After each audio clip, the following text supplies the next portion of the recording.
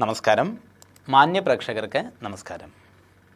വിഷുഫലത്തിലേക്ക് നമുക്ക് കിടക്കാം. വിശാഖം നക്ഷത്രം. വിശാഖം നക്ഷത്രക്കാർ ഈ വർഷത്തെ വിഷുഫല ചിന്തനയിൽ ആദ്യശൂലത്തിലാണ് ഉൾപ്പെട്ടിരിക്കുന്നത്.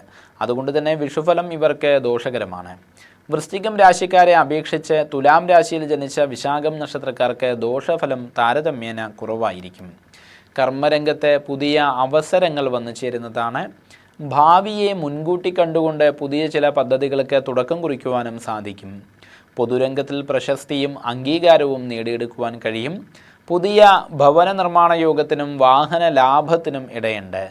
കുടുംബത്തിലും പൊതുവെ ഐശ്വര്യപൂർണ്ണമായിരിക്കുന്ന അന്തരീക്ഷം നിലനിൽക്കും. ആരോഗ്യപരമായിട്ട് ഏറെ കരുതൽ വേണ്ട സമയമാണ്. ഉദരസംബന്ധമായും പാദസംബന്ധമായും ഉള്ള രോഗങ്ങൾ അലട്ടിയേക്കും. ഒരുപക്ഷെ ആശുപത്രിവാസവും വേണ്ടി വന്നേക്കാം. അപകട സാധ്യതയുള്ള സമയമായതുകൊണ്ട് തന്നെ കരുതൽ വേണ്ടതാണ്.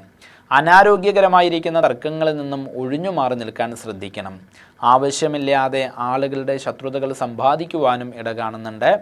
പതിവിലും അധികം യാത്രകൾ ചെയ്യേണ്ടതായിരിക്കുന്ന അവസ്ഥയും വന്നു ചേർന്നേക്കാം. മതത്തിനോടും വിശ്വാസത്തിനോടും അതിര് കവിഞ്ഞ ആദരവ് പ്രകടിപ്പിക്കുവാനും ഇടയുണ്ട്. തെറ്റിദ്ധാരണകൾക്ക് ഇടയുള്ള സമയമായതുകൊണ്ട് തന്നെ സംഭാഷണത്തിൽ അതീവ ജാഗ്രത വേണ്ടതാകുന്നു.